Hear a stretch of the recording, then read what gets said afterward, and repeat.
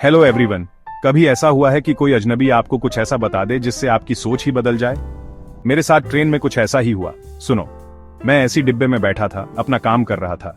तभी सामने वाली लड़की ने पूछा, भैया सिम निकालने वाली पिन है? उसका नया फोन था, सिम बदलना था पर पिन नहीं थी। मैंने अपनी क्रॉस बैग से पिन निकाल के दे दी। उसने शुक्रिया कहा, सिम बदला और पिन वापस कर दी। फिर थोड़ी देर बाद वो घबराई हुई इधर उधर देखने लगी। मैंने पूछा, सब ठीक है? बोली, मुझे दूसरी ट्रेन पकड़नी है, फिर एक और, फिर मैं आजाद हो जाऊंगी। किस चीज से आजाद? मैंने पूछा। बोली, उस पिंजरे से जिसमें हर लड़की होती है। घर वाले शादी कब करनी है, कैसे रहना है, सब बताते हैं। मैं घर से भागी हूं। मैं तो दंग रह गया, पर हंस के पूछा, अकेले भागी हो? मुस्कुराई, नहीं, कोई इंतजार कर रहा है। कौन? अब मेरी जान में जान आई थी। उसने बताया, दिल्ली वाली ट्रेन, अगले स्टेशन पे उसका आशिक मिलेगा और दोनों गायब। समझ गया, लव स्टोरी है। मैंने बताया, मेरी भी गर्लफ्रेंड है। वो खुश हो गई, पूछा, तुम भी भागोगे? मैं हंस पड़ा, नहीं यार। वो और उत्सुक हो गई, मेरी लव स्टोरी पूछने लगी। मैंने कहा, वो बाद में। तुम्हारे घर में कौन कौन है? वो सवाल टाल गई, मजाक करने लगी कि भाई बहन और माँ बाप कितने हैं। हमारी बातें होती रहीं। उसने टॉफी भी दी, बोली, आज मेरा बर्थडे है।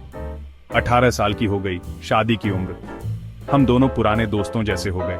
मैंने बताया, मैं 24 का हूँ, 6 साल बड़ा। पूछा, तुम डरते नहीं हो कि मैं भाग रही हूँ? मैंने कहा, तुम्हारे बॉयफ्रेंड ने कहा होगा, बेफिक्र रहो। हंस के बोली, उसने तुम्हारे बारे में नहीं बताया था? मैंने कहा, बड़ा स्मार्ट प्लान बनाया है। वो मान गई, बॉयफ्रेंड पे गर्व था। फिर पूछा, तुम भागोगे या लव मैरिज करोगे? मैंने बताया, हम नहीं भागेंगे। हालांकि उसके पापा ने पहले मना कर दिया था। क्यों? जानना चाहती थी। मैंने समझाया, भागने से उसकी इज्जत जाएगी, मेरी नहीं। दुनिया ऐसी है, भागी हुई लड़की पे हमेशा उंगली उठती है। उसका चेहरा बदल गया, सोचने लगी। तभी हमारा स्टेशन आ गया। उसे मैसेज आया, सिम एक्टिवेट हो गया।